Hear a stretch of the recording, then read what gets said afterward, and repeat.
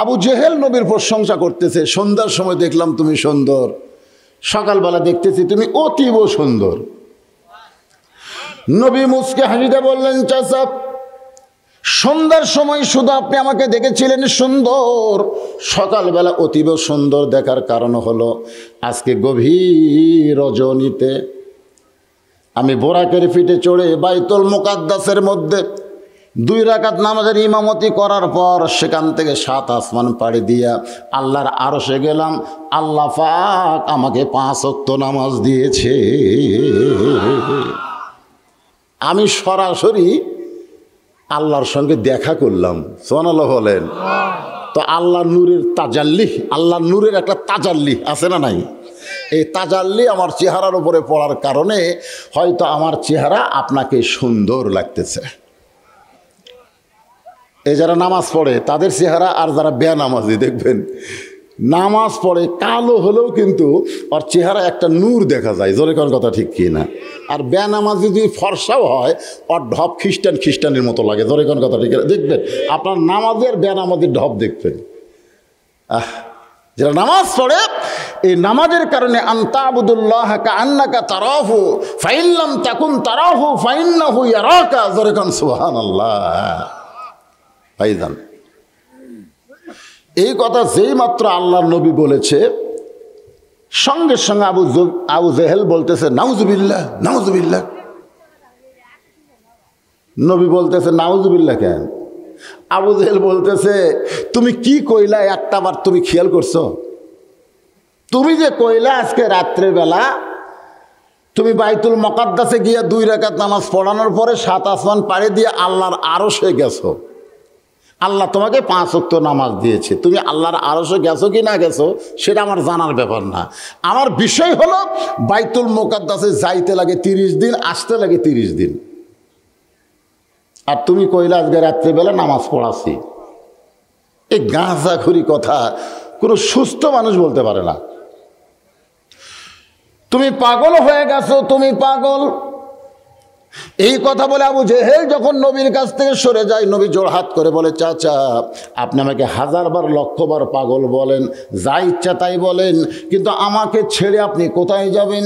আবু জেহেল বলতেছে অনেক দিন ধরে চাচ্ছি আমার এলাকা থেকে তোকে বের করে দিব, কিন্তু বের করার কোনো ইস্যু পাচ্ছি না। আমি কিছুদিন হলে দেখতেছি কতগুলো মানুষ আমার বাড়ির দিকে থুতু দেয় আর তোর বাড়ির দিকে সালাম দেয়। আমি কিছুদিন হলে দেখতেছি এই মানুষগুলো তোর দলের লোক, তোর দলের লোক আমার বাড়ির দিকে থুতু দেয়। তখন তো থুতু দিছে, বর্তমানে পেশাব করতেছে। জোরে কোন কথা ঠিক কি না? এখন আবু জেহেলের বাড়ি কি আছে? পেশাব পায়খানা। যার পায়খানা লাগেও না অন্তত 8 ঘন্টা বসে থাকে আসে। আমার এক বন্ধু আমি বলে কে রে ভাই এতক্ষণ কি করলি? হুজুর পায়খানা নাই যে, কিন্তু আবু জেহেলের বাড়ি পায়খানা করবই, এই জন্য বসে বসে বসে করছি হুজুর। সুবহানাল্লাহ। আগে দিচ্ছিল থুতু, এখন করে পায়খানা।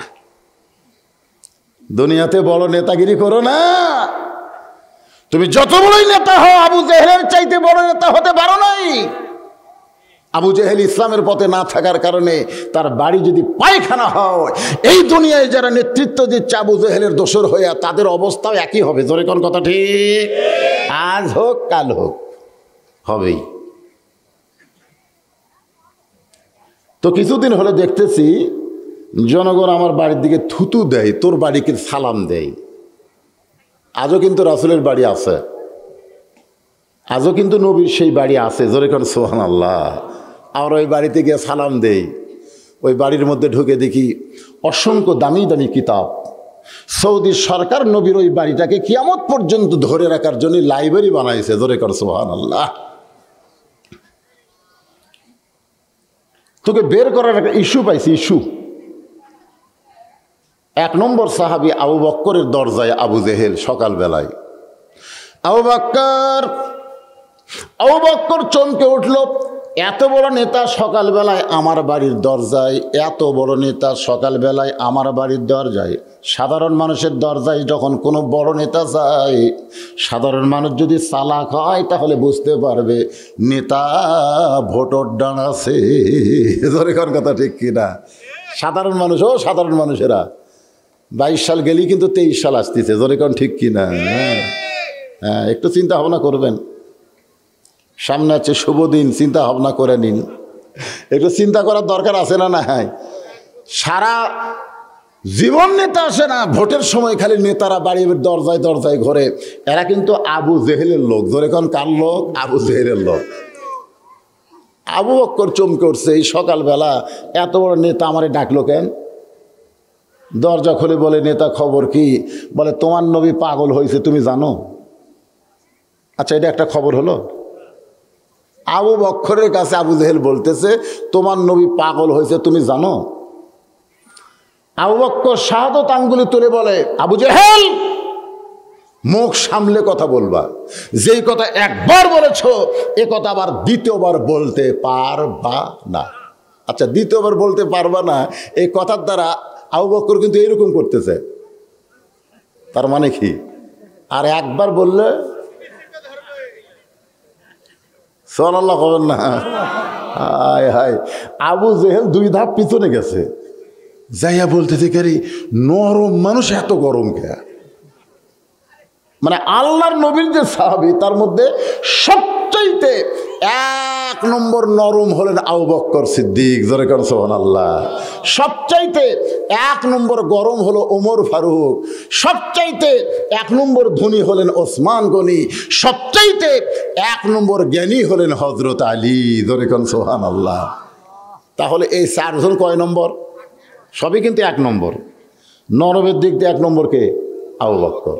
সে আবু বকর বলতেছে, শাহাদত আঙ্গুল তুলে আর একবার বললে এই। আবু জেহেল 2 ধাপ পিছনে গিয়ে একটু জবান নরম করে বলতেছে, আবু বকর, তুমি নরম মানুষ, এত গরম হইলা কেন? আবু বকর বলে, আবু জেহেল আমার নবীর বিরুদ্ধে কথা বলবে, আমার নবীর বিরুদ্ধে কথা বলবে, এইটা শোনার পরে যারা নরম থাকবে তারা মুসলমান থাকবে না, তারা মুনাফিক হয়ে যাবে। ও নবীর উম্মতেরা, আবু বকর আমাদের 1 নম্বর সাহাবী, আমাদের শিক্ষা দিলেন, নবীর বিরুদ্ধে কথা শোনার পরে কেউ যদি নরম থাকে তাহলে সে মুসলমান থাকবে না, সে মুনাফিক হয়ে যাবে। আপনারা বলেন তো, হিন্দুরা মুসলমান হয় কি হয় না? 2-1 জন হিন্দু মুসলমান হয় না?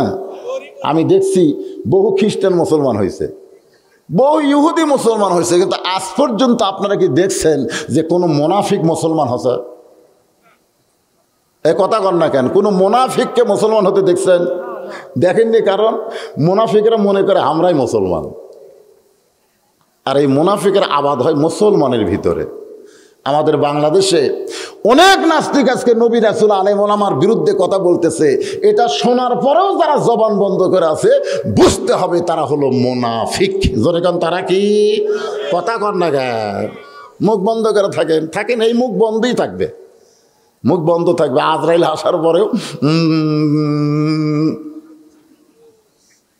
একজন মৌলবি বলতেছে, কলমা কন, লা ইলাহা ইল্লাল্লাহ, লা ইলাহা ইল্লাল্লাহ।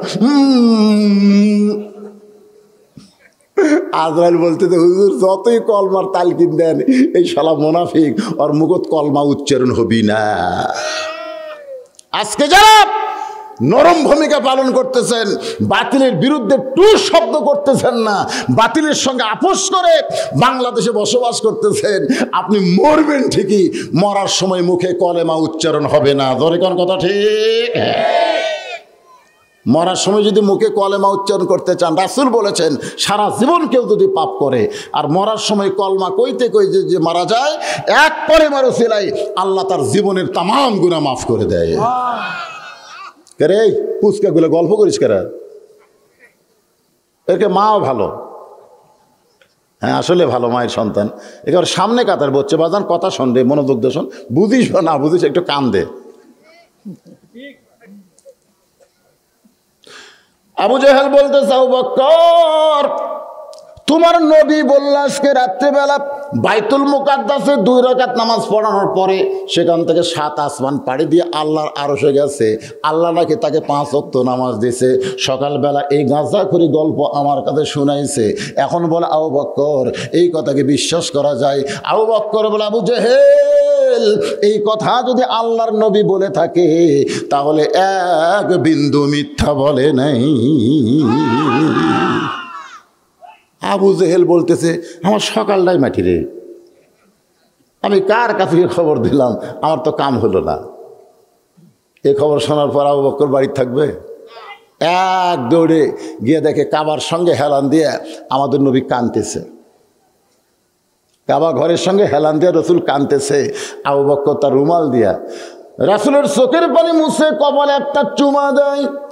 ওগো আল্লাহর নবী, এই বছর হলো আপনার কষ্টের বছর, এই বছর আপনার চাচা দুনিয়া থেকে বিদায় নিছে, এই বছর আপনার দরদের বিবি খাদিজা মারা গেছে, এই বছরে তায়েববাসী আপনাকে রক্তাক্ত করে দিয়েছে, সেই বছরে আপনি আল্লাহর আরশে গেলেন, আল্লাহ পাক আপনাকে 5 ওয়াক্ত নামাজ দিল, হুজুর খুশির খবরে আপনি কেন কাঁদতেছেন? রাসূল বলে আবু বকর এই খবর তোমাকে কে দিল? বলে আবু জেহেল সকালবেলা খবর দিছে। আল্লাহর নবী বলেন বিশ্বাস হয়? আবু বকর বলে সাদ্দাক ইয়া রাসূলুল্লাহ, এক বিন্দু মিথ্যা নয়। সঙ্গে সঙ্গে নবী কান্দা বন্ধ করে দাঁড়িয়ে আবু বকরকে বুকের মধ্যে নিয়ে বলে আবু বকর, আবু জেহেল আমাকে পাগল বলার পর থেকেই আমার ভিতরে একটু কষ্ট, তুমি যখন সাদ্দাকতা বলেছ একবার আমার কষ্ট চলে গেছে। বুকের মধ্যে নবী যখন আবু বকরকে আদর করতেছে, আল্লাহ বলে হাবিব আবু বকর সাদ্দাকতা বলাতে আপনি শুধু একা খুশি হন নাই, আমি আল্লাহ খুশি হয়ে আজ থেকে শুধু আবু বকর নয়, এর নামের শেষে সিদ্দিক ডিগ্রি আমি দিয়ে দিলাম। চারিদিক থেকে সাহাবারা এসে নবীকে ঘিরে ধরে বলতেছে ইয়া রাসূলুল্লাহ, আপনি আল্লাহর আরশে গেছিলেন, আল্লাহ পাক আপনাকে 5 ওয়াক্ত নামাজ দিচ্ছে, এই নামাজ সম্পর্কে আমাদের একটু জানান হুজুর, কারণ নামাজ না জানলে নামাজ তো কায়েম করা যাবে না। জোরে কোন কথা ঠিক কিনা? আগে জানা লাগবে ভাই। 20 বছর হলে নামাজ পড়তেছে, 20 বছর।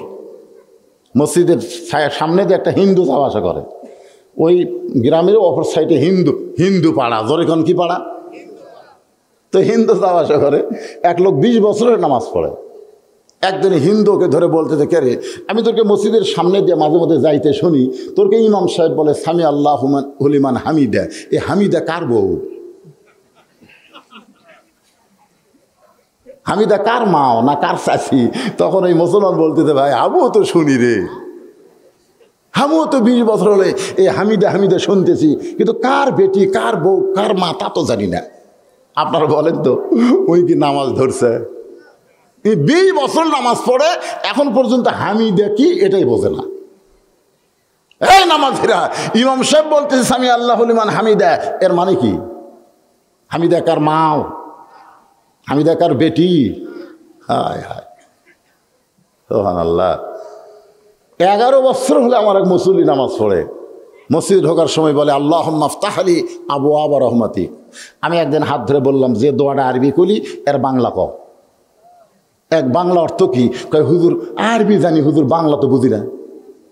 দেখছেন আল্লাহুম্মা ইফতাহলি আবওয়াব রাহমাতিক, এটা আরবিতে কবার পরে এর বাংলা জানে না।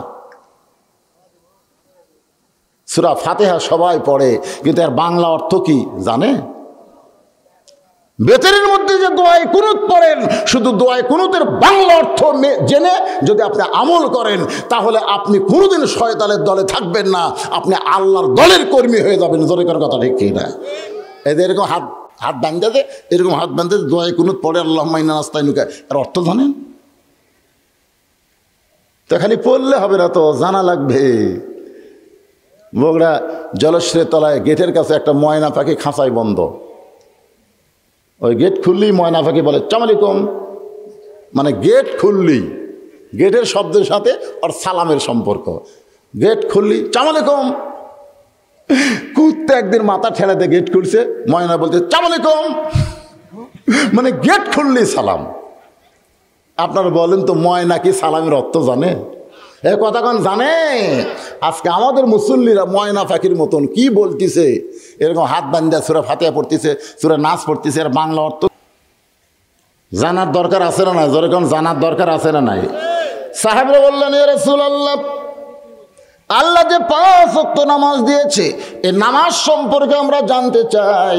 আল্লাহ নবী বললেন তাহলে শোনো, 5 ওয়াক্ত নামাজ আল্লাহ আমাকে 70 রাকাত করে দিয়েছে। জোরে গণ কয় রাকাত? 17 রাকাত। 5 ওয়াক্ত নামাজ 17 রাকাত। ফজরের 2, ফজরের আল্লাহর নামাজ। ধরে বলেন কার নামাজ? ইন্না সলাতি ওয়া নুসুকি ওয়া মাহইয়ায়া ওয়া মামাতি লিল্লাহি রাব্বিল আলামিন। আমার নামাজ, আমার কুরবানি, আমার বেঁচে থাকা, আমার মরে যাওয়া কার জন্যে? আল্লাহর জন্যে। তো আল্লাহর নামাজ হলো 17 রাকাত। জোরে কোন কয় রাকাত? হজরের ফরজ হলো 2 রাকাত, জোহরের ফরজ হলো 4 রাকাত, আসরের ফরজ হলো 4 রাকাত, মাগরিবের ফরজ হলো 3 রাকাত, এশার ফরজ হলো 4 রাকাত। এই 17 রাকাত নামাজ, এর মধ্যে একটা রাকাত নামাজকে যদি বাদ দেয় তাহলে 17 রাকাত নামাজের কিছুই হবে না। আপনারা যারা হজ করছেন, আমার ভাই হজ করছে, ভাই জানো হজ করছেন, করেননি? আচ্ছা, যাবেন ইনশাআল্লাহ। আচ্ছা, তো ওখানে কিন্তু 7 পাক দিলে 1 তাওয়াফ হয়। কয় পাক? 7 পাকে 1 তাওয়াফ। 7 পাকে কয় তাওয়াফ? কেউ যদি 8 পাক দেয় তাহলেও তাওয়াফ হবে না, 6 পাক দিলেও কিন্তু তাওয়াফ হবে না। আপনি মনে করছেন যে 7 পাক দেওয়া লাগবে, আমি 5 পাক দিয়ে আর দেবো না, তাও হবে? তো আপনি 17 রাকাত নামাজ, তার মধ্যে আপনি 15 রাকাত পড়বেন, মানে ফজর পড়বেন না, খালি 15 রাকাত পড়বেন, ফজর বাদ দিয়ে পড়বেন, তাহলে নামাজ হবে? এই জন্য নামাজ কায়েম মানে কি? কোনো ওয়াক্ত বাদ দেওয়া যাবে না, 5 ওয়াক্ত 17 রাকাত নামাজ আপনাকে পড়তেই হবে। ধরে কোন ঠিক? নবী বললেন, সাহাবীরা রে, এই ফজরের ফরজ 2 রাকাত নামাজ আল্লাহ যখন আমাকে দিচ্ছেন, আমি যখন নামাজ নিচ্ছি, এমন সময় আল্লাহ বলেন, হাবিব, এই ফজরের 2 রাকাত ফরজ নামাজ আপনার উম্মতরা যদি আদায় করে আমি আল্লাহ কেমন খুশি হবে আপনি কি জানেন? রাসূল বলেন, আল্লাহ আমি কিছুই জানি না, আপনি জানাইলেই আমি জানি। সুবহানাল্লাহ খান। এটাই হলো ঈমান। আল্লাহ রাসূল বলতেছেন, আমি কিছু জানি না, আমি কিছু জানি না, আপনি জানাইলেই আমি জানি। এটাই হলো ঈমান। কে যদি বলে রাসূল গায়েব জানে, এরকম কিছু ফেতনাবাজ বক্তা আমাদের সমাজে আছে না নাই? জোরেখান আছে না নাই? অনেক রাসূল সব জানে না, রাসূল নিজেই বলতেছেন, আমি জানি না, আপনি জানাইলে আমি জানি। আল্লাহ বললেন, তাহলে শোনেন, আপনার যে আদি পিতা আদম আলাইহিস সালাম 350 বছর কান্দাকাটির পরে যখন তওবাটা কবুল হলো, তওবা যখন কবুল হলো, তখন আমি আল্লাহকে খুশি করার জন্য শুকরাতান 2 রাকাত নামাজ আদায় করেছে। এই নামাজটা আদায় করেছে বর্তমানে যেখানে কাবা ঘর, সেই ঘরের জায়গা। তখন কিন্তু ঘর ছিল না। বর্তমানে যেখানে কাবা ঘর, আদম নবী যখন শুকরিয়াতান তওবা কবুলের 2 রাকাত নামাজ আদায় করলেন, তখন কাবা ঘর ছিল? জোরে কোন, কাবা ঘর ছিল না, কিন্তু কাবা ঘরের জায়গা ছিল। ওই জায়গায় আদম 2 রাকাত নামাজ পড়লেন। এখন যদি আপনাদের প্রশ্ন করে, আদমের সন্তান হিসেবে বলেন তো, আদম নবী যখন নামাজের নিয়ত করলেন তখন কোন দিকে মুখ করে নামাজ পড়লেন? না, তখন তো কাবা ছিল না। না, তখন কাবা ছিল? আমি তো বলছি কাবা ছিল না, আপনারা বলতেছেন কাবা ছিল না। এখন নয় আমরা কাবার দিকে মুখ করে নামাজ পড়ি, কিন্তু তখন কাবাই নাই। তাহলে আদম নবী যে 2 রাকাত নামাজ পড়লেন শুকরিয়াতার স্বরূপ, এই 2 রাকাত নামাজ কোন দিকে মুখ করে নামাজ পড়লেন? আল্লামা সাঈদী হুজুর এক ওয়াজে বলছে যে আল্লাহ আমাকে কাবা ঘরের মধ্যে ঢোকার তৌফিক দিয়েছেন। তো পাবনা দারুল আমান ট্রাস্টে 9 সালে আমি বললাম, হুজুর আপনি যখন কাবা ঘরের মধ্যে গেলেন তো কোন দিক হয়ে নামাজ পড়লেন? কারণ আমরা যারা বাইরে থাকি তখন কাবার দিকে মুখ করে নামাজ পড়ি, কিন্তু কাবার ভিতরে যায় কোন দিকে মুখ করে নামাজ পড়লেন? উনি আমাকে যে উত্তর দিলেন, উত্তর শুনে আমি খুব খুশি হয়েছি। আমার পিছন থেকে একজন বলল, আল্লাহর দিকে। তা আল্লাহ কোন দিক? আপনি তো সব দিক হয়ে পারবেন না, আপনার কবার পারতেছেন কোন দিক? আল্লামা সাঈদী হুজুর আমাকে বললেন, কাবা ঘরের ভিতরে আমি যাই 4 রাকাত নামাজ আদায় করেছি, কোন দিক হয়ে নামাজ পড়ছে এই দিকটা আপনাকে জানালে খুব ভালো হবে। কারণ কাবা ঘরের দরজা মাত্র একটা ভাই, হিসাবে চারিদিকের মানুষ কাবার দিকে মুখ করে নামাজ পড়ে, সব দিকে একটা করে দরজা হওয়া দরকার। আমি চিন্তা করলাম কাবা ঘরে চারিদিকের মানুষ নামাজ পড়ে, পশ্চিমে যারা আছে তারা পূর্ব দিক হয়ে নামাজ পড়ে, পূর্বে যারা আছে তারা পশ্চিম দিক হয়ে নামাজ পড়ে, উত্তরে যারা আছে দক্ষিণ হয়ে নামাজ পড়ে, দক্ষিণে যারা আছে উত্তর হয়ে নামাজ পড়ে। ধরে কোনো কথা ঠিক কিনা? কিন্তু দরজা একটা কেড়ে, দরজা হওয়া লাগবে 4টে। কিন্তু আল্লাহর কি কাম, আমাদের বাংলাদেশের মুসলমানেরা যেদিক হয়ে নামাজ পড়ে কাবা ঘরের দরজাটা আল্লাহ সেই দিকেই দিয়ে দিছে। ধরে কর সুবহানাল্লাহ। আমাদের ভাগ্য এত ভালো ভাই, আমরা নামাজ পড়তেছি কাবার দরজার দিকে। ধরে কোন দিকে? একটা ঘরের মধ্যে ঢুকতে গেলে কিসের দরকার? কথা বোঝেন আপনার, কথা যদি না কন তো আজকে আপনি শুনবেন। একটা ঘরের মধ্যে ঢুকতে গেলে কিসের দরকার? দরজার দরকার। অন্য কোনো দেশের লোকেরা দরজা পায় নাই, কিন্তু বাংলার মুসলমান কাবা ঘরের দরজার দিকে মুখ করে নামাজ পড়ে।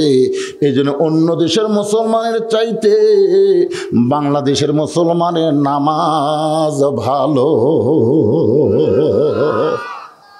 100 দেশের মুসলমানের নামাজ পড়া আমি দেখছি, 100 দেশ।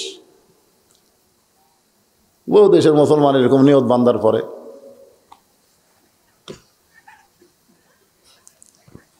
নিয়ত বান্দার পরে একের হাত ছাড়ে দেয়, মাথা চুলকাই, পাছা চুলকাই।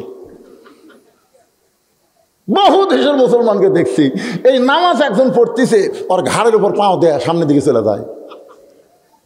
আমাদের বাংলাদেশের মুসলমান জীবন গেল নামাজ কেউ পড়তেছে তার সামনে দিয়ে যাবে না। ধরে কোন কথা ঠিক কিনা? আর একবার যদি হাত বাঁধে ভাই, ওর চুলকে যদি নিচে ধুইয়াও যায় ওই কিন্তু চুলকাবি না। আই রে, কারণ আমরা দরজা পাইছি। সুবহানাল্লাহ কর না কেন?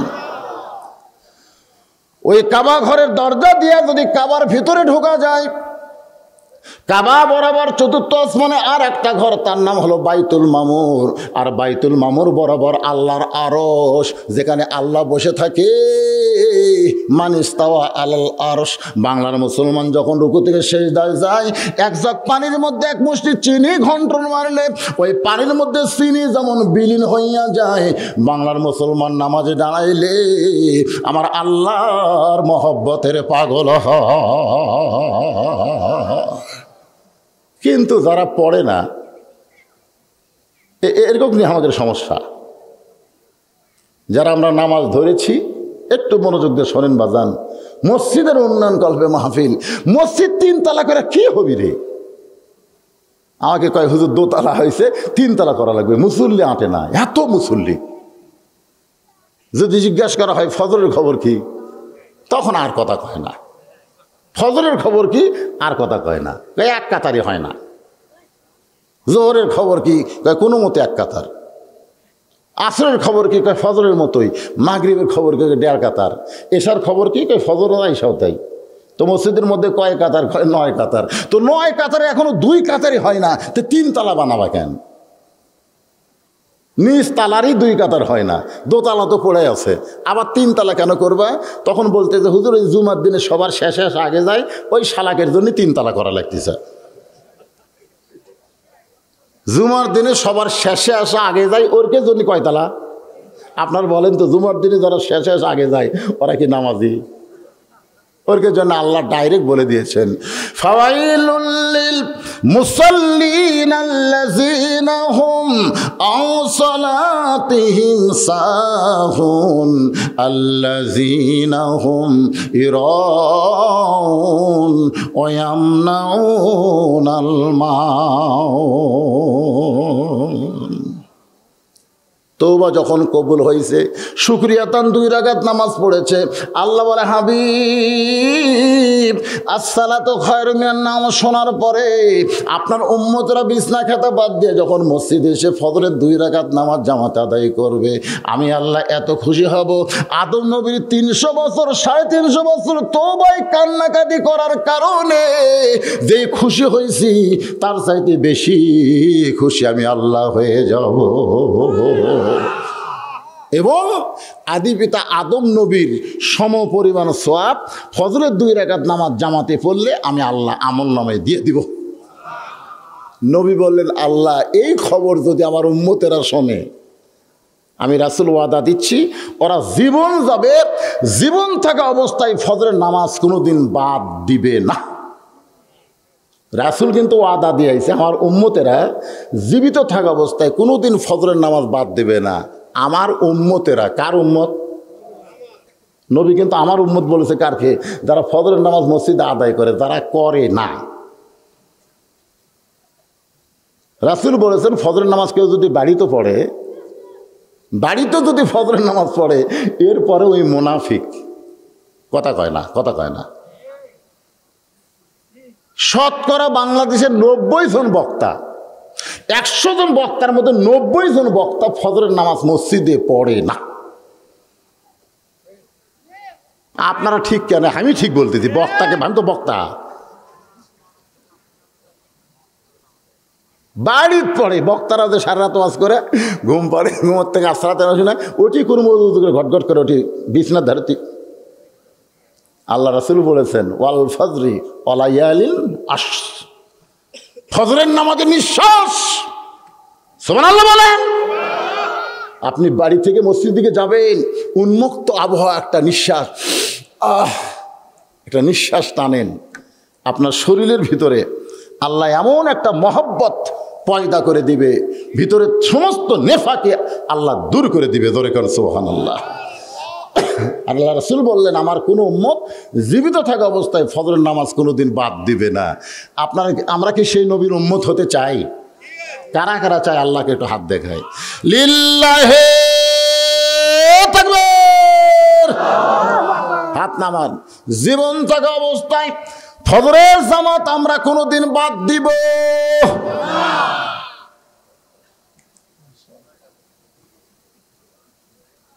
মসজিদ কমিটির ভাইজান কোথায়? আপনাকে এই মসজিদের কমিটির লোক আপনি? মাশাআল্লাহ, আজ থেকে ফজরের নামাজে যা মুসল্লি হবে ভাই। সুবহানাল্লাহ। কে রে, এরা কোন গ্রামের লোক রে? আচ্ছা দেখি তো, হাত তোলাই। এই পাহাড়পুর সর্দারপাড়া জামে মসজিদের মুসল্লি কারা কারা? হাত তোলেন তো দেখি।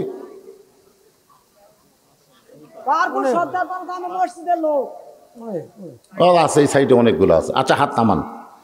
আপনারা বাইরে থেকে কারা আছেন তারা একটু হাত তোলেন তো দেখি। মাশাআল্লাহ, হাত বাইরের লোকেরই বেশি।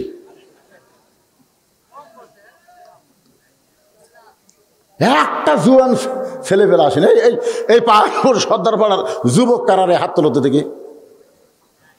এই 30 বছরের নিচে বয়স কারকে হাত তোলেন তো দেখি।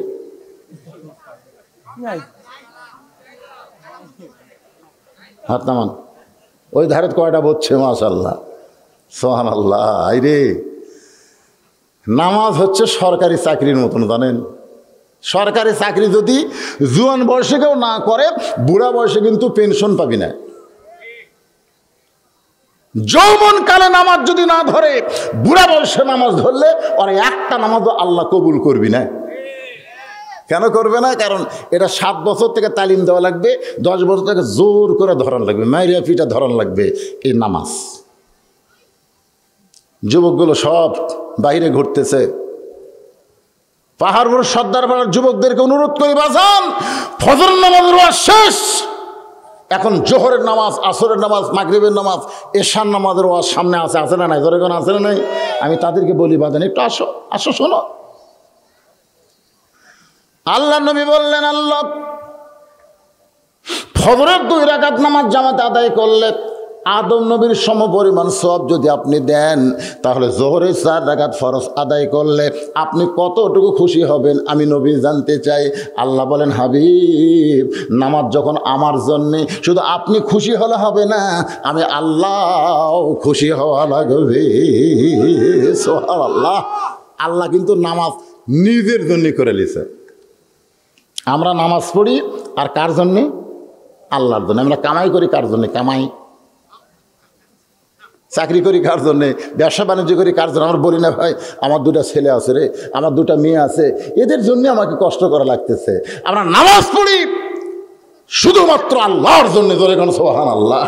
চাকরি করি অন্য কারোর জন্যে, ব্যবসা করি অন্য কারোর জন্যে, আর নামাজ পড়ি আমরা আল্লাহর জন্যে।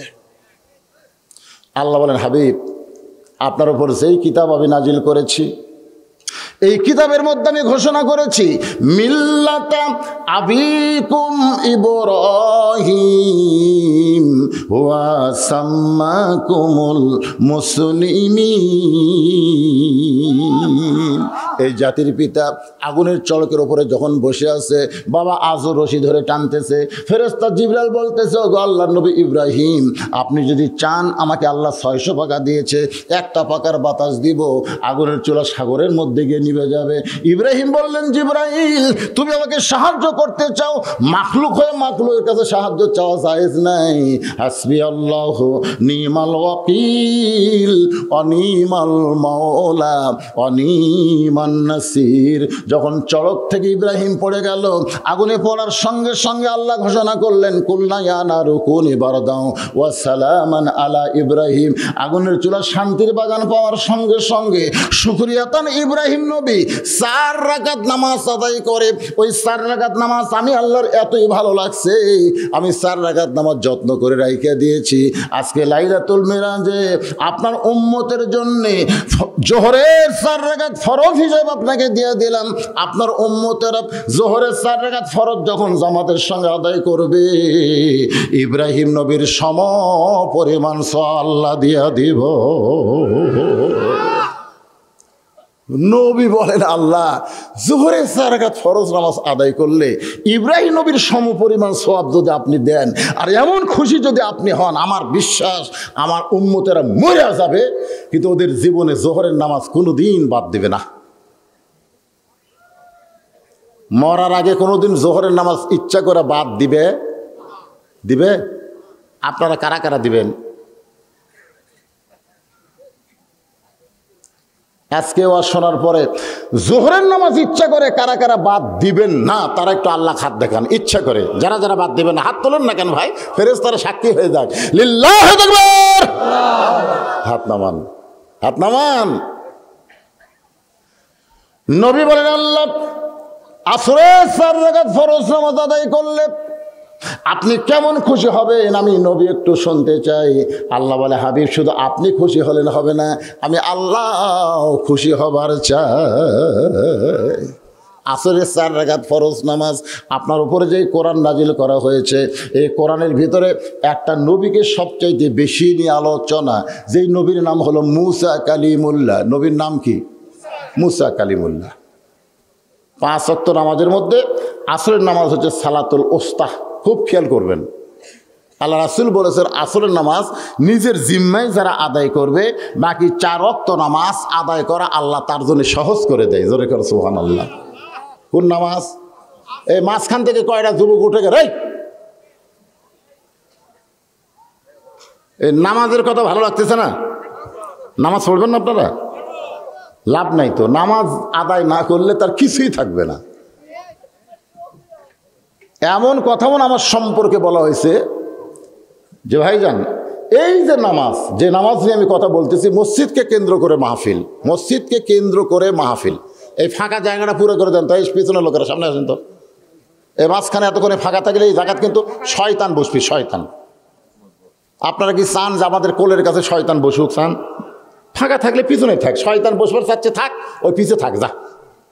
কিন্তু মাঝে মাঝে শয়তানকে চান্স দেওয়া যাবে না তো। আমরা এই করোনার কারণে আমরা মাঝে মাঝে শয়তানকে চান্স দিয়েছি। সারা জীবন আমরা ওয়াজ করছি 3 জায়গায় ফাঁক রাখা যাবে না। তার মধ্যে 1 নম্বর হলো নামাজের কাতার যখন করব তখন মাঝে মাঝে ফাঁক রাখা যাবে, কিন্তু করোনা আসার কারণে কিন্তু আমরা ফাঁক থুছিলাম। ঠিক কিনা বলেন? করোনা এসে আমাদের নামাজ ফাঁক করে দিল। আমি কিন্তু কোনো মাহফিলে করোনার কয়েক বছর বলতেই পারিনি যে ভাই চাপে চাপে বসেন, এটা বলবারই সাহস পাইনি। কিন্তু নামাজের মধ্যে যেটি ফাঁক, সেটি কোরআনের মাহফিলে চাপে বসতে বলা যাবে? এক স্বামী স্ত্রী বলতেছে, হাই রে বাংলাদেশে করোনা, একই ল্যাপের তলে স্বামী স্ত্রী ঘুম পাড়ি। যখন চাকরি যাই তখন বাসে উঠলে আর একসঙ্গে বসবার দেয় না। স্বামী এক সিটে বসে, মাঝখানে এক সিট ফাঁকা, আর এক সিটে বউ বসে। মাঝখানে সিট ফাঁকা রাখা লাগবে, করোনা। আমরা স্বামী স্ত্রী ভাই একসাথে গলা ধরে ঘুম পাড়ি রে, বাসে উঠলে ফাঁক রাখা চলবে না। করোনা, করোনা, এই করোনার কারণে অনেক ফাঁক হয়ে গেছিল বাংলাদেশ। এখন আর করোনা আছে? এই জন্য ফাঁক বন্ধ করে সামনের দিকে বসেন, ফাঁকা থাকলে পিছনে থাক, অসুবিধা নেই। মুসা নবীর সবচাইতে জলিল কদর, আল্লাহর এমন একজন পয়গম্বর, মাঝে মধ্যে আল্লাহর সঙ্গে মুসা নবীর অনেক গল্প হয়েছে, যখন ঠিক কি না। একদিন মুসা নবী আল্লাহকে বলতেছে, আল্লাহ আমি তো জান্নাতে যাব, আমার সঙ্গে জান্নাতি কে হবে? আল্লাহ কয়, মুসা তুমি জান্নাতে যাবা এই গ্যারান্টি কোথায়? মুসা বলতেছে, আল্লাহ আপনি কোন কি? আমি জান্নাতি। আল্লাহ বলে, মুসা জান্নাতে যাবা তার গ্যারান্টি কোথায়? মুসা বলতেছে, আল্লাহ ও আল্লাহ তুমি জান্নাত বানাইছো, তুমি কি জান্নাতে থাকবা? তুমি যাদেরকে জান্নাত দিবা তাদের সম্পর্কে তুমি বলেছ, ফাদখুলি ফি ইবাদি ওয়াদখুলি জান্নাতি। কেউ যখন আমার বান্দা হয়ে গেল, এ যেন জান্নাতের মধ্যে প্রবেশ করলো। আল্লাহ আমি তো জান্নাতে যাবই, তা আমার সঙ্গে জান্নাতি কে হবে একটু বলেন আল্লাহ। আল্লাহ বলতেছে, শুনবার যখন চাইস রে মুসা, তোর সঙ্গে জান্নাতে হবে অমুক বাজারের একটা কসাই। যেই কইছে কসাই, মুসা নবী চমকে উঠছে, যা আল্লাহ আমার সঙ্গে কেলাকেলি করতেছেন। কেলাকেলি? আমি একজন নবী আর আমার সঙ্গে একটা কসাই জান্নাতে হবে? আল্লাহ বলতেছে, শুনবার চাইছিলি এই জন্যই শুনাইলাম। মুসা বলতেছে, আল্লাহ কসাই কেমনে আমার সঙ্গে জান্নাতি হবে? আল্লাহ বলবে, জানবার যদি চাও তাহলে কসাইয়ের কাছে যাও। তাও আল্লাহ কইল না যে কসাইকে তোমার কাছে পাঠাচ্ছি, আল্লাহ বলতেছে জানবার যদি চাও তো কসাইয়ের কাছে যাও। মুসা নবী কসাইয়ের কাছে গেছে, যা দে কসাই গোস্ত কাটতেছে, সমানে খেলে দাও মারতেছে। আর গোস্ত কাটা দেখি মুসা নবী চমকে চমকে উঠতেছে, হায় হায় রে, যেই হারে গোস্তর উপর চোট মারে। গোস্ত বিক্রি হওয়ার পরে সামান্য গোস্ত নিয়ে কসাই যখন বাড়ির দিকে যায়, মুসা নবী সালাম দিয়ে বলে, ওগো আল্লাহর বান্দা, আমি আজকে রাত্রে তোমার বাড়ি থাকবার চাই। কসাই গোস্তের টোপলা দেখে বলতেছে, লোভ করা লাভ নাই, তুমি আমার হাতে গোস্তের টোপলা দেখে লোভ করতেছো, কোনো লাভ নাই। মুসা কয়, আল্লাহ এটা কেমন মানুষ, আমি খালি থাকবার চাইছি, ওই গোস্তের টোপলা দেখায়। আল্লাহ কয়, থাকো, যাও দেখো। মুসা নবী দেখার জন্য কসাইয়ের বাড়ির বৈঠকখানায় গোস্তের টোপলা নিয়ে কসাই বাড়ির মধ্যে ঢুকে ওই গোস্তটা ভুনা করে কসাই ঘরের মধ্যে ঢুকে একটা ঝুড়ি বের করে, ওই ঝুড়ির মধ্যে একটা বুড়ি মানুষ পেশাব পায়খানা করে, সব কিছু নাপাক করেছে। কসাই নিজের হাতে পেশাব পায়খানা পরিষ্কার করে গোসল করায় বুড়ি মানুষটার মুখে, কবিতর যেমন তার বাচ্চাকে খাওয়ায়। কসাই গোস্তগুলো চাবায় চাবায় ওই মায়ের মুখে যখন দেয়, ওই বুড়ি মা দুইটা হাত তুলে কান্দের, বলে, আল্লাহ আমার কসাই সন্তানকে এই জামানার পয়গাম্বর মুসা নবীর সঙ্গে জান্নাত দিও। কসাই চিল্লায় বলে, মা এমন দোয়া আল্লাহ কোনোদিন কবুল করবে না। একটা কসাই কোনোদিন মুসা নবীর সঙ্গে জান্নাতে হবে? মা বলতেছে, আমি দোয়া করার করলাম, কবুল করার মালিক হচ্ছে আল্লাহ, আমি হলাম দোয়া করার, আর কবুল করার মালিক কে? কসাই বলতেছে, মা এই দোয়া আল্লাহ কোনোদিন তোমার কবুল করবে না। মুসা নবী বৈঠকখানা থেকে বলে, কসাই ভাই তোমার মায়ের দোয়া আল্লাহ কবুল করেছে।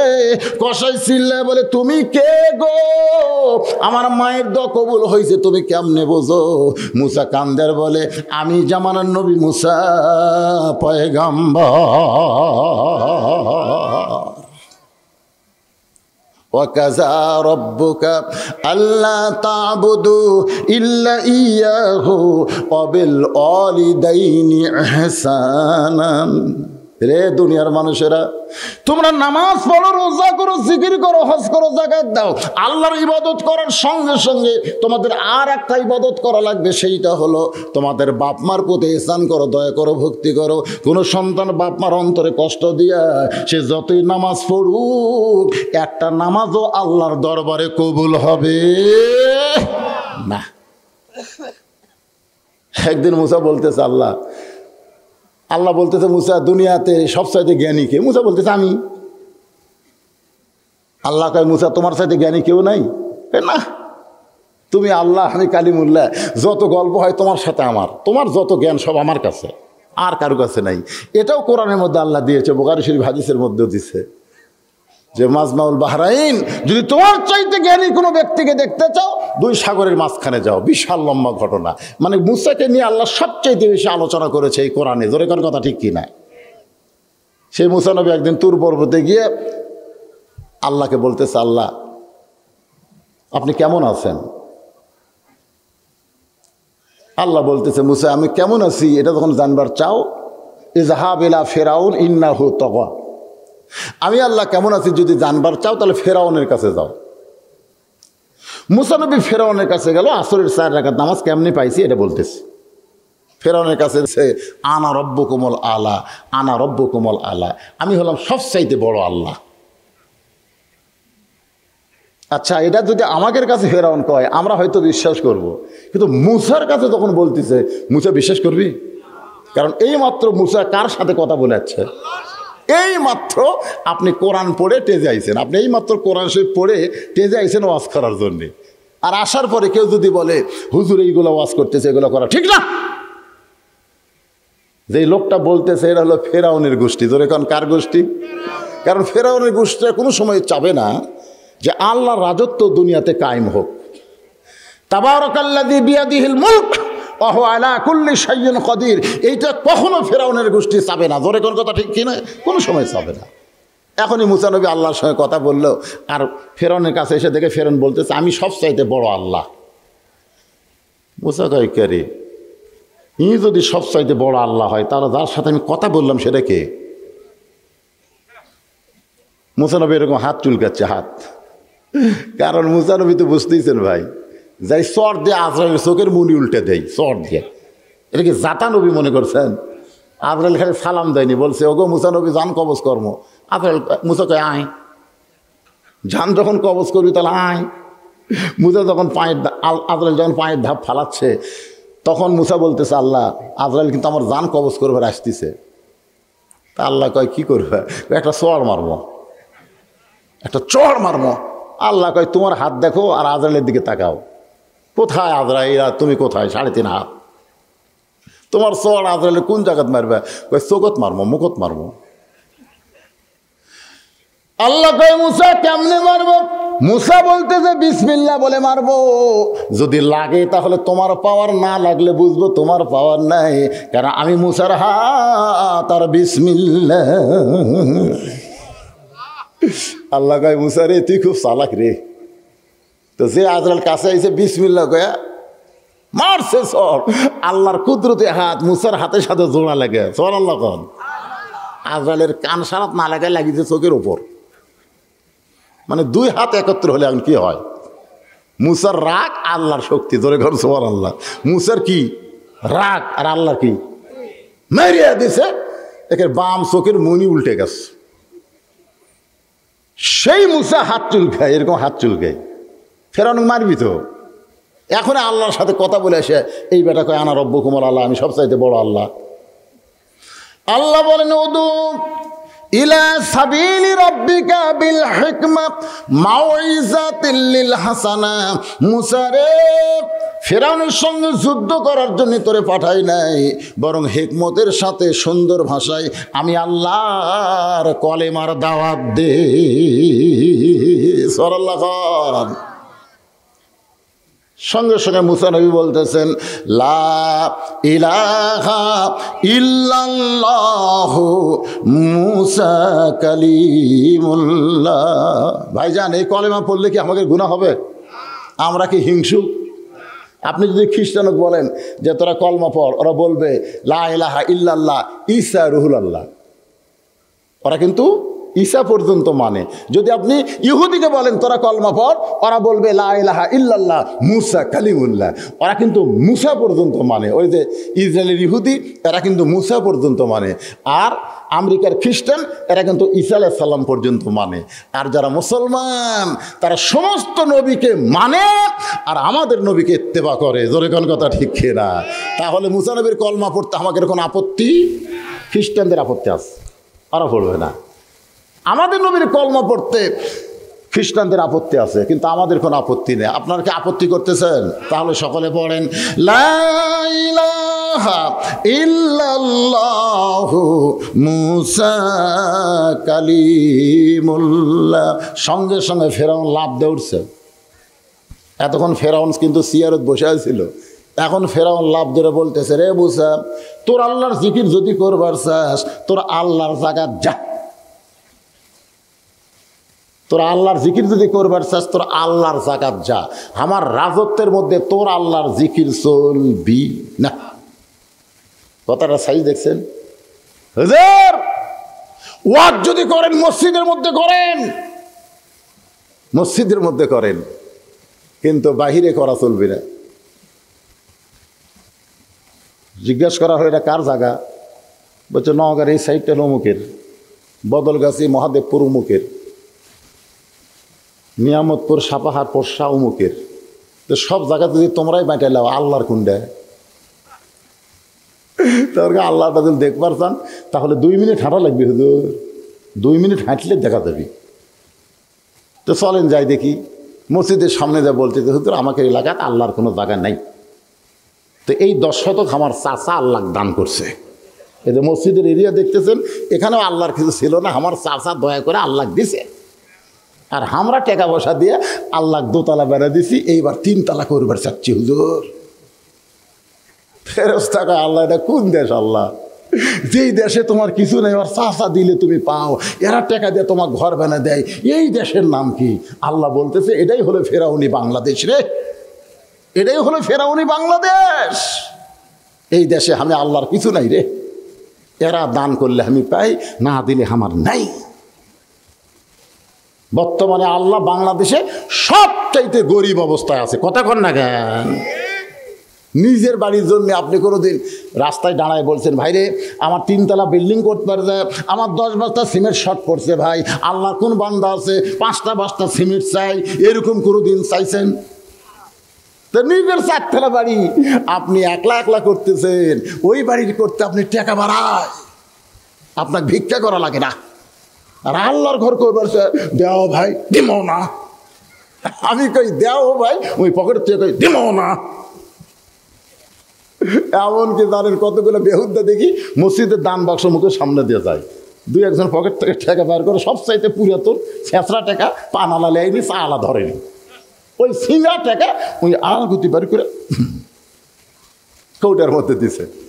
আর একজন দেখতেছে 500 টাকা আছে, 10 টাকা আছে, কাঁচা টাকা খুঁজতেছে, কাঁচা টাকা সব চাইতে ছোট টাকা 5 টাকা ছুট করে দিছে। আর একজন ভাই ওর পকেটের টাকা থাকতেও ওই এরকম ধরে থিয়ে দিছে। আর একজন ওর 2 পকেট টাকা ভরা ওই বাম হাতে এইরকম মারিছে, 4-5 মুসল্লি সাইডিয়া কৌটা চলে গেছে, চৌ করে চলে গেছে। ফেরেশতা কয় আল্লাহ আমরা কি দেখতেছি, তোমার এক বান্দা ছিঁড়া 10 টাকা দিল, আর একজন পকেট ভরা টাকা থুয়ে এসগি 5 টাকা ঢুকালো, আর একজনের টাকা আছে ওই মগসরে থুলো, আর একজনের টাকা থাকার পরে এরা কি? যদি ফুলগুলো হয় অভিমানে ঝরে যায়, আমি মালা গেথে বলো কারে পরাবো, সে যে কেন এলো না কিছু ভালো লাগে না, কবরে আসুক তরে হিয়নি। বুঝবেন বুঝবেন আজকে বুঝতেছেন না আল্লাহর বান্দারা? একটু মনোযোগ দিয়ে শোনেন। আসরের 4 রাকাত ফরজ নামাজ কেমনে পাইলাম? মুসা নবীকে ফেরাউন বলতেছে তোর আল্লাহর জিকির যদি করবার চাস তোর আল্লাহর জাকাত যা, আমার রাজত্বের মধ্যে তোর আল্লাহর জিকির চলবে না। মুসা বলতেছে আল্লাহ কি করব?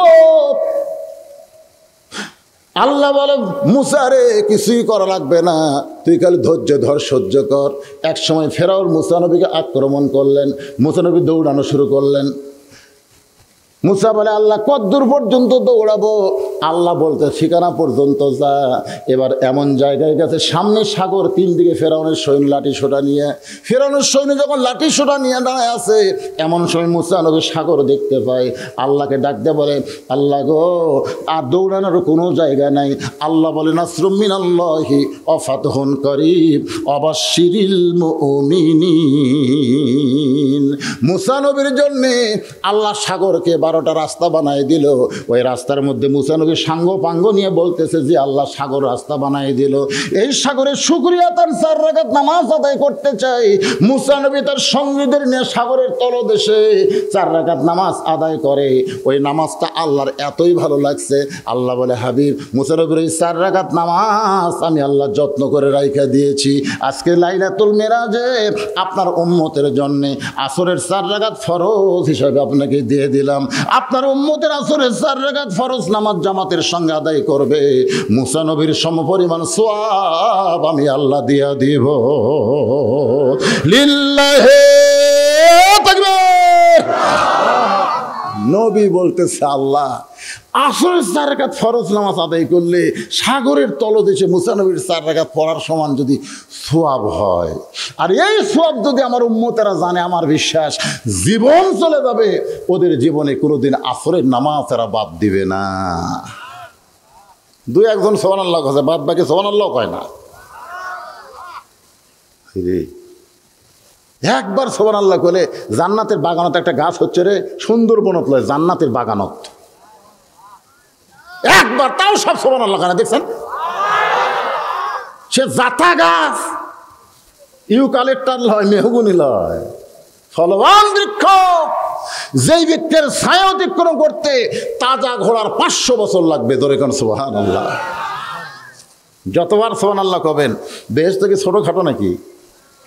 সর্বশেষে যেই ব্যক্তিকে জান্নাত দেওয়া হবে, ওই জান্নাত হলো পৃথিবীর চাইতে 9 গুণ বড়। ধরে কোন সুবহানাল্লাহ। সর্বশেষে যাক দিবি, জাহান্নাম খাটিয়া খাটিয়া খাটিয়া খাটিয়া কয়লা হইয়া যখন জান্নাতে যাবি, ওই জান্নাত এই পৃথিবীর চাইতে 9 গুণ বড়। তাও সুবহানাল্লাহ কয় না রে বারে। কেন সে জান্নাত যদি মরুভূমির মতন থাকে তাহলে কেমন লাগবে? আরে সুবহানাল্লাহ কোন, এই গাছগুলো ওখানে লাগবে। একই গাছে ওয়ালা তাস্তাহি আনফুসুকুম। আপনি যদি আমের গাছে তলা যায় আঙ্গুর খাবো, সাথে সাথে গাছ আম গাছ পাল্টে আল্লাহ আঙ্গুর করে দিবি। আপনি যদি আম গাছের তলার জায়গায় আপেল খাবো, সঙ্গে সঙ্গে ওয়ালা তাস্তাহি আনফুসুকুম আল্লাহ আম গাছ পাল্টে আপেল গাছ বানিয়ে দিবি। মানে যা চাবেন আপনি তাই পাবেন। বিশাল জান্নাত, মরুভূমির মধ্যে ফাঁকা না থেকে গাছপালা জন্ম হবে, এটাকে আমরা চাই না? যতবার সুবহানাল্লাহ বলবেন ততবার আপনার নামে নামে জান্নাতের বাগানে একটা করে গাছ আমার আল্লাহ কুদরতি হাত দিয়ে লাগায় দিবে। নবী বলেন আল্লাহ মাগরিবের 3 রাকাত ফরজ নামাজ পড়লে আমার উম্মতের জন্য কেমন খুশি হবেন।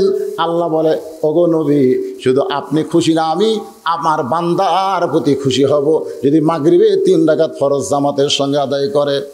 মাগরিবের 3 রাকাত ফরজ নামাজ কেমনে পাইলাম, এটা বলতে গিয়ে যদি 10-15 মিনিট লাগে, আপনার কি বিরক্ত হচ্ছেন? নবী আল্লাহ ডাক দেওয়ার হাবিব, আপনার উপর যেই কিতাব আমি নাজিল করেছি ওই কিতাবের মধ্যে একজন নবীর নাম রয়েছে, যেই নবীকে নিয়ে আমরা একটা গান শুনেছি, গজল শুনেছি। ইয়াকুব নবী, সবাই বলেন ইয়াকুব নবী বাস করিতেন কেনানে, সবার চাইতে ভালোবাসতেন ইউসুফকে। আল্লাহর একজন নবী ছিল, নাম হলো ইয়াকুব নবী। ধরে কোন কি নবী? ইয়াকুব নবী 2টা বিয়ে করছেন। আমার মা বোনেরা এতক্ষণ ধরে বসে আছে, এরা চিন্তা করতে যে হুজুর হামাকের কোনো ওয়াজ করবি না, কি কন? একে একটু চিন্তা আছে না নাই? ইয়াকুব নবী কিন্তু 2টা বিয়ে করছে। ধরে কোন কয় বিয়ে? সমস্ত নবী, খালি ইয়াকুব নবী না। একজন নবী শুধু একটা বিয়ে করছে, একজন নবী মাত্র 1 বিয়ে করছে, আর একজন নবী এখন পর্যন্ত বিয়ে করেনি। হ্যাঁ মাশাআল্লাহ। আর যে নবী 1 বিয়ে করছে তার নাম হলো আদম নবী, 1 বিয়ে। 2 বইয়ের মজা আমাদের বাপ পায়নি। আমাদের আদি বাবা কিন্তু 2 বইয়ের মজা পায়নি। আর আমাকে নবী বিয়ে করছে 11টা। ধরে কোন সুবহানাল্লাহ। এই শোনেন, এই যে কোরআন শরীফ আপনারা পড়বেন, এই কোরআন শরীফ যেখানে বিয়ার আয়াত আছে সেখানে কিন্তু 2 দিয়ে শুরু হচ্ছে। কারণ আল্লাহর চাইতে বেশি কে জানে? আল্লাহ জানে প্রত্যেকটা মরদ মানুষ যদি 2টা করে বিয়া করে মোটামুটি জীবন জান্নাতি জীবন হয়ে যাবে। এক বউ যদি রাগ করে কই থাক থাক, ওটার কাছে যাচ্ছি, দৌড়ে এসে পাও ধরে কবি দরকার নেই।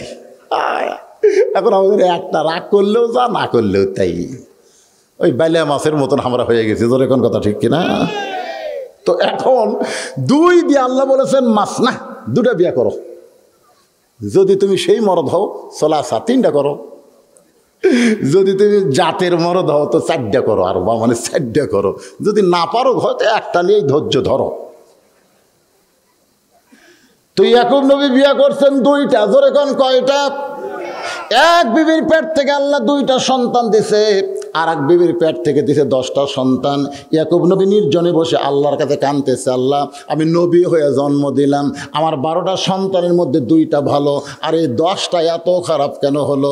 মাবুদ আমি নবী হয়ে জন্ম দিলাম, এরপরেও আমার 2টা সন্তান এত ভালো, আর এই 10টা এত খারাপ কেন হলো?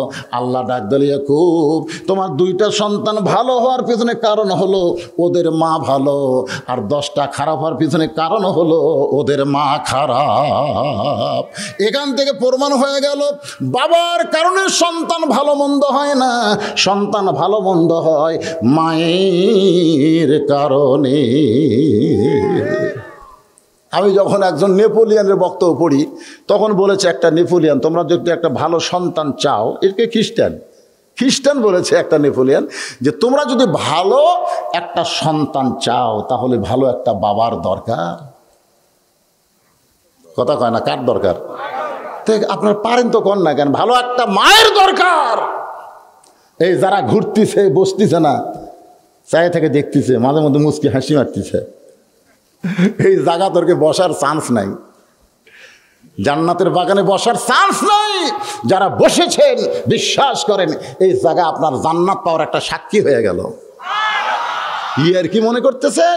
আপনাকে দেখার জন্য অসংখ্য রহমতের ফেরেশতা সামিয়ানা বরাবর আসমান পর্যন্ত দাঁড়িয়ে আছে।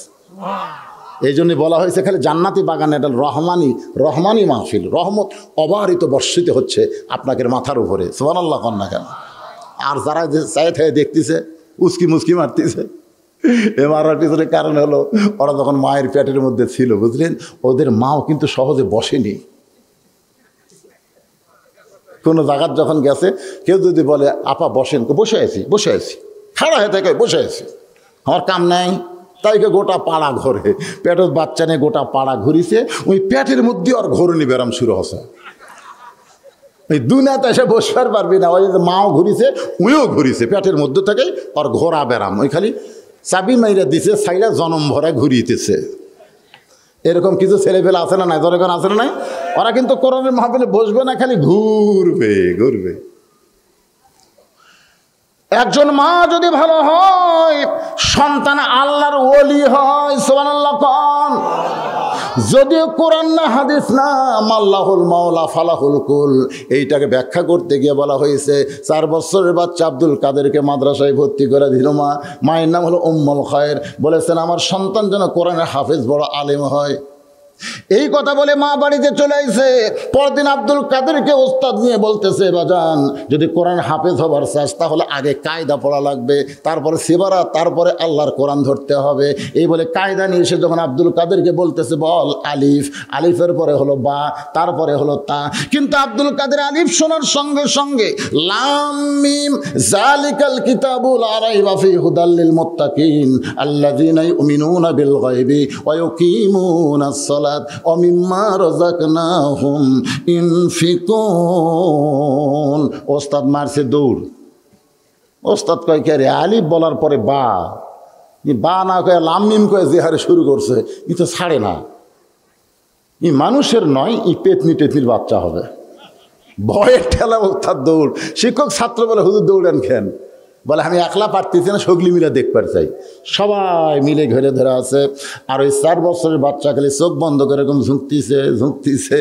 ওয়াজিলাত কুলুবুহুম ওয়াইজা তুলিয়াত আলাইহিম আয়াতুহু যাদাতুহুম ঈমানাও ওয়া আলা রাব্বিহিম ইয়াতাওয়াক্কালুন। এক ওস্তাদ কোরআন শরীফ নিয়ে সেভাবে সামনে আয়াতের উপরে আঙ্গুল বুলাইতেছে, একটা আয়াত পর্যন্ত বাদ দেয় না, একটা আয়াত বাদ দেয় না। যেই মাত্র 18 পারা কোরআন তেলাওয়াত, সঙ্গে সঙ্গে আব্দুল কাদের অটোমেটিক ব্রেক। সমস্ত ছাত্র শিক্ষক বলে ব্রেক হলো কেমনে, আর কেন পারতেছে না? বড় হুজুর বলতেছে যদি জানবার চাও তাহলে আব্দুল কাদের মায়ের কাছে যাও, মায়ের কাছে যাও। আব্দুল কাদেরকে কান্দে করে পরদিন মায়ের দরজায় মা জানলা দিয়ে তাকায় বলতেছে হুজুর আমার আব্দুল কাদেরকে কোরআনের হাফেজ করার জন্য ভর্তি করে দিলাম, কি এমন বেয়াদবি করলো, আজকে কেন ফেরত আনছেন? ওস্তাদ বলতেছে মা আব্দুল কাদের একটাই মাত্র বেয়াদবি, আলিফ বলার পরে বা বলে না, লাম মিম করে 18 বারে কোরআন আমাদের শোনাইল, এত বড় বেয়াদবি কেমনে করলো মা, তোমার কাছে জানতে চায়। মা কান্দের বলে আল্লাহর শপথ করে বলতেছি আমি এটা কিছুই জানি না, আমি কিছুই জানি না। ওস্তাদ বলে গোপন করো না, আসল কথা কও। বলে আসল কথা হলো আমি 18 পারা কোরআনের হাফেজা। আব্দুল কাদের যখন আমার পেটে আসলো, মায়েদের পেটে যখন সন্তান আসে মায়েদের মাসিক ব্যারাম আল্লাহ বন্ধ করে দেয়, কারণ মায়ের ইবাদতের যেন কোনো কমতি না হয়। আব্দুল কাদের পেটে থাকা অবস্থায় আমি সব সময় আল্লাহর কোরআন পড়েছি, আমি নামাজ পড়েছি, রোজা করেছি, আব্দুল কাদেরকে পেটে নিয়েই নামাজ পড়েছি, আব্দুল কাদেরকে পেটে নিয়েই আমি 30টা রোজা করেছি।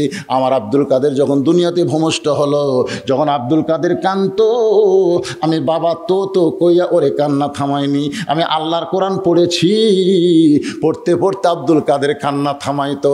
আব্দুল কাদের যখন স্তনের দুগ্ধ পান করতো, আমি মা আল্লাহর কোরআন পড়তাম, ও স্তনের দুগ্ধ পান করতো। আমার আব্দুল কাদের যখন রাত্রেবেলা বিছনায় ঘুমাইতো, আমি এক পারা কোরআন না শোনাইলে আমার আব্দুল কাদেরকে কোনোদিন ঘুমাইতে দেখিনি। আমার মনে হয় এই 4 বছর বয়সে আব্দুল কাদেরের সামনে আমি 18 পারা কোরআন বহুবার তেলাওয়াত করেছি। আমার মুখের তেলাওয়াত শুনতে শুনতে শুনতে শুনতে আমার আব্দুল কাদের যে মুখস্থ করেছে হুজুর, আমি মা হইয়াও বুঝতে পারি নাই। ওস্তাদরা কান্দের বলে মা যদি ভালো হয় সন্তান আল্লাহর ওলি হয়ে যায়, মা যদি ভালো হয়। আল্লাহ কয় ইয়াকুব তোমার 2টা বউ, বনিয়ামিন ইউসুফ যার পেটের থেকে হয়েছে এই মাও ভালো, আর এই বাকি 10টা এই শালারা খারাপ হওয়ার পিছনে কারণ হলো এরকে মাও খারাপ। আজকে যারা আপনার বিয়ে শাদী করছেন ভাইরে, এখন তার পাল্টানোর কোনো সুযোগ নাই। আমার ভাই বলতেছে বেচাও যাচ্ছে না, পাল্টানোর সুযোগ নাই। আছে রে আছে, আপনি বউ পাল্টাবার বলতেছে না, ওর চরিত্র পাল্টানোর ওষুধ আল্লাহর কোরআনে আছে না নাই? দরকার আছে না নাই? আছে আছে। আমার মায়েরা যারা পর্দার অন্তরে আছেন একটু শোনেন, আল্লাহ আপনাদের জন্য ঘোষণা করলেন অকরনা ফি বুয়ুতিকুন্না ওয়ালা তাবাররাজনা তাবাররুজাল জাহিলিয়াতিল উলা। কতগুলো মেয়ে মানুষ বুঝলেন, আমার মায়েদের জন্যই এই সূরা, এটা মাগরিবের নামাজের ওয়াজ করতেছে, একটু খেয়াল করেন তো। কতগুলো মেয়েরা এসে ফাতেমার সঙ্গে দেখা করবেন। কার সঙ্গে? ফাতেমার সাথে দেখা করবেন। মেয়ে মানুষ ফাতেমার সঙ্গে দেখা করবেন। তো ফাতেমার ঘরের দরজা বন্ধ। মেয়েরা চিন্তা করে ফাতেমার ঘরের দরজা খুলবার গেলে তো ফাতেমার অনুমতি লাগবে। তো অনুমতি কেমনে পাওয়া যায়? দেখে ছোট্ট একটা বাচ্চা সামনে দৌড়াদৌড়ি করতেছে। তো মেয়েদের মধ্যে একজন সাহস করে বাচ্চাটাকে ডাক দিল, বাবু তোমার নাম কি? বলে আমার নাম হলো হোসাইন ইবনে আলী। আমার নাম হলো হোসাইন ইবনে আলী, আমি আলীর ছেলে হোসাইন। তো মেয়েরা বুঝতে পারলো এটাই তো ফাতেমার সন্তান। তো কাছে নিয়ে গালে মুখে চুমু দিয়ে বলতেছে, বাবু আমরা একটু তোমার মায়ের সঙ্গে দেখা করব, মায়ের সাথে। তুমি একটু তোমার মায়ের কাছে যাই একটু অনুমতি নিয়ে আসো তো। যেই কইছে মায়ের সঙ্গে দেখা করো, মায়ের অনুমতি নিয়ে আসো, সঙ্গে সঙ্গে হোসেন বলতেছে কোনো সমস্যা নেই, যাচ্ছি। মানে ভালো মায়ের ভালো সন্তান। আমাকে গুলাল তেড়া হয়ে যাবি, তেড়া হবে। তো এখন ওই হোসেন রাদিয়াল্লাহু ছোট্ট মানুষ, 4 বছরের বয়স, দৌড় মারতেছে ঘরের দিকে। যেই দৌড় মারতেছে ঢুকে দেখে তার বাবা হয়তো আলী আল্লাহর কোরআন শরীফ পড়তেছে। হোসেনের দৌড়ে ঘরের মধ্যে ঢোকার এ সাইজ দেখি তিনি কোরআন শরীফ পড়া বাদ দিয়ে বলেন, হোসেন বাহিরে খেলাধুলা করতে করতে ঘরের মধ্যে দৌড়াইছো কেন? হোসেন বলতেছে, আব্বু কতগুলো মেয়ে মানুষ একটু মার সঙ্গে দেখা করবে, আমি মায়ের কাছে অনুমতি নেওয়ার জন্য যাচ্ছি। আলী বললেন, ওই মেয়েদের জন্য তুমি তোমার মায়ের কাছে অনুমতি নিবার গেলে হবে না, তুমি তোমার মায়ের ঘরে ঢুকবে তারও অনুমতি লাগবে। সুবহানাল্লাহ খান। হোসেনের বয়স কয় বছর? 4 বছরের বাচ্চাকে বাবা শিক্ষা দিচ্ছে যে যখন তখন তুমি তোমার মায়ের ঘরে ঢুকতে পারবা না। তুমি এখন 4 বছর বয়স হয়েছে, এখন তোমার মায়ের ঘরে ঢুকতে গেলে তোমাকে বলা লাগবে, মা আমি হোসেন একটু ঘরে ঢুকবার চাই। মা যদি বলে ঢোকো তাহলে ঢুকতে পারবা, যদি বলে 2 মিনিট দেরি করো তাহলে 2 মিনিট দেরি করা লাগবে, যদি বলে এখন ঘরের দরজা খোলা যাবে না পরে আয়। কারণ 4 বছরের বাচ্চা তোমার মায়ের সব কিছু তুমি বুঝতে পারবা, পারবে না? যেরকম পারবে না, 4 বছরের বাচ্চা আছে, তাহলে 4 বছরের বাচ্চা মায়ের ঘরে ঢুকতে গেলে মায়ের অনুমতি লাগবে। মেয়ে যখন বড় হবে, বাবা যদি মেয়ের ঘরে ঢুকতে চায়, বাবা ইচ্ছা মতো ঢুকতে পারবে না, মেয়ের অনুমতি লাগবে। সুবহানাল্লাহ খান। আমি বাবা হয়েছি বলে আমি সবসময় আমার মেয়ের ঘরে ঢুকতে পারবো না। মেয়ে যখন ছোট ছিল, 2 বছর 2.5 বছর, তখন মেয়েকে আপনি কোলে নিয়ে বুকের সঙ্গে চাইপা ধরেছেন, আপনি গালে মুখে গলায় চুমু খাইছেন। কিন্তু মেয়েটা যখন 7 বছর হয়ে গেল, আপনি বাবা ইচ্ছা করলে আর মুখে চুমা খাবার পারবেন না, আপনি কপালে খাবেন, হাতে খাবেন, আপনি থুতুনিতে খাবেন। কিন্তু মেয়েটা যখন 15 বছর হয়ে গেল, তখন আর আপনি থুতুনিতে চুমু খাইতে পারবেন না, আপনি কপালে চুমু খাবেন, হাতে চুমু খাবেন। মেয়েটা যখন বিয়ে হয়ে গেল, তখন আপনি বাবা মেয়েকে যদি চুমো খেতে চান, তার ডান হাতখানা হাতের উপরে নিয়ে আপনি চুমা খাবেন। ইচ্ছা থাকলে আর মুখে বুকে চুমা খাওয়া যাবে। জোরে কারণ যাবে, এটা ইসলামের নিয়ম ভাই। বরং তুমি থামো, একজন ব্যক্তি ঢুকবে তার অনুমতি লাগবে না। বাবা মেয়ের ঘরে ঢুকতে অনুমতি লাগবে, ছেলে মায়ের ঘরে ঢুকতে অনুমতি লাগবে, কিন্তু স্বামী বউয়ের ঘরে ঢুকতে কোনো অনুমতি, জোরে কন, কোনো অনুমতি লাগবে না। হোসেনকে থামায় দিয়ে হযরত আলী এখন ফাতেমার ঘরের মধ্যে ঢুকতেছে। মায়েরা বোনেরা যারা পর্দার অন্তর আছেন, একটু মনোযোগ দিয়ে শোনেন মা, একটু মনোযোগ দিয়ে শোনেন। যেই মাত্র হযরত আলী ফাতেমার ঘরের মধ্যে ঢুকছে, দরজায় গিয়া তাকায় দেখে ফাতেমা বাম হাতে, এই বাম হাতে জাঁতা ঘুরাইতেছে। ওই জাঁতার মধ্যে জব আছে, গম আছে, গমের আটা বানাইতেছে। এই বাম হাতে জাঁতা ঘুরাই, আর ডান হাতে আল্লাহর কোরআন তেলাওয়াত করে। বাম হাতে কি করতেছে? জাঁতা ঘুরাইতেছে, আর ডান হাতে কোরআনে কয়েকটা আয়াত নিয়ে আয়াত তেলাওয়াত করতেছে। সঙ্গে সঙ্গে হযরত আলী বলতেছে, আল্লাহ, দরিদ্র হতে পারি, দুনিয়ার সম্পদের অভাবে হতে পারি, আল্লাহ গো আমার ভাঙ্গা ঘরে জান্নাতে নিয়ামত হাজির হয়েছে। আল্লাহ এরকম বউ যদি কেউ ঘরে পায়, সে ঘর থাকে না আল্লাহ, যেন দুনিয়ার জান্নাত হয়ে যায়। আচ্ছা, বইয়ের এরকম অবস্থায় দেখলে আপনি খুশি হবেন না যে বাম হাতে কাজ ঠিকই হচ্ছে, আবার ডান হাতে কোরআন তেলাওয়াত করতেছে। আর হামাকের ঘরের মধ্যে ঢুকে দেখেন হামাকের গুলো কি করতেছে। হ্যাঁ, আর কথা কয় না, আর কথা কয় না। আচ্ছা, আপনি মনে করতেছেন আমার বউ স্টার দশা জি বাংলা দেখে হিন্দুদের পুজোর মধ্যে লোলো করে বাঁচতেছে, আমার কোনো পাপ নাই। হ্যাঁ, মাছগুলো ডিশের বিল কে দেয়? এই কে দেয় রে? বাঁচার কোনো বুদ্ধি নাই ভাই রে। এইরকম বউ যদি ঘরত থাকে, বাঁচার কোনো বুদ্ধি নাই রে। আমার মায়ের বোনেরা একটু মনোযোগ দিয়ে শোনেন। হযরত আলী জবান ফসকে বের হয়ে গেল, রব্বানা পড়েন, রব্বানা আতিনা ফিদ দুনিয়া হাসানাতাও ওয়া ফিল আখিরাতি হাসানা ওয়া কিনা আযাবান্নার। সঙ্গে সঙ্গে ফাতেমা জাঁতা ঘুরানো বন্ধ, কোরআন তেলাওয়াত বন্ধ। জাঁতা ঘোরান বন্ধ করেছে, কোরআন তেলাওয়াত বন্ধ করে স্বামীর সামনে মুখ বরাবর বুক বরাবর দাঁড়ায়া স্বামীর কপালে একটা চুমা খেয়ে ফাতেমা বলে, স্বামী গো, কোরআন তেলাওয়াত করতে করতে আমার কথা মনে হয়েছে, আপনি তো ঘরের মধ্যে কোরআন তেলাওয়াত করতেছিলেন, আমি ওইটা দেখার পরে জাঁতা ঘোরাই গোমরাটা করি আর কোরআন পড়ি, আপনি কেন কোরআন তেলাওয়াত বাদ দিয়ে ঘরের মধ্যে ঢুকেছেন? আমার মনে হয় আমার কথা আপনার বারবার মনে পড়েছে। আলী বলতে যে, ফাতেমা, আমি ঘরের মধ্যে ঢোকার সঙ্গে সঙ্গে তুমি জাঁতা ঘোরান বন্ধ করলে, তুমি কোরআন তেলাওয়াত বন্ধ করলে কেন? ও ফাতেমা, তুমি জাঁতা ঘোরান বন্ধ করতে পারো, কিন্তু আল্লাহর কোরআন পড়া কেন বন্ধ করলে? ফাতেমা বলে, স্বামী গো, আল্লাহর পরে কাউকে যদি সেজদা দেওয়ার হুকুম থাকতো তাহলে আপনার কদমে আমাকে সেজদা দেওয়া লাগতো, কিন্তু আল্লাহ ছাড়া কাউকে সেজদা দেওয়ার হুকুম নাই। এই কথার দ্বারা আমার বাবা বুঝাইলেন, মেয়ে মানুষের কাছে সবচাইতে দামি আল্লাহর পরেই হলো তার স্বামী। আপনি যখন আমার ঘরের মধ্যে কিসের জাঁতা ঘুরেন, কিসের তেলাওয়াত?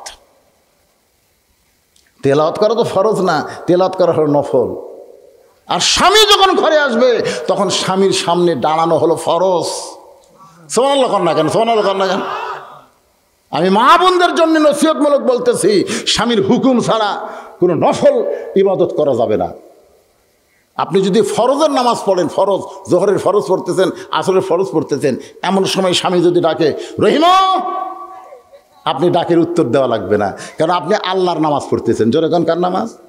যদি আপনি নফল নামাজ পড়েন, সুন্নত নামাজ পড়েন, এমন সময় যদি স্বামী ডাকে, রহিমা, সঙ্গে সঙ্গে নামাজ বাদ দেওয়া লাগবে। কি বলেন? কি বলেন? তখন নামাজ বাদ দিয়ে স্বামীর কথার উত্তর দেওয়া লাগবে।